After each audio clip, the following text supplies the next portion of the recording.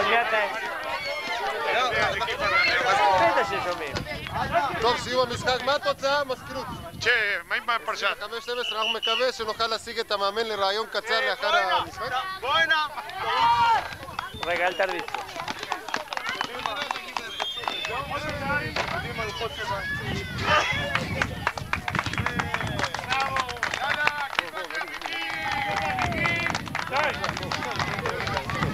יש לנו כאן, נמצא לנו כאן מאמן המנצח, כן, מה התגובה שלך למשחק של היום? חבר'ה נלחמו, היה בסדר, מקווה שימשיכו ככה, רק שיבואו לאימונים. בית"ר ירושלים.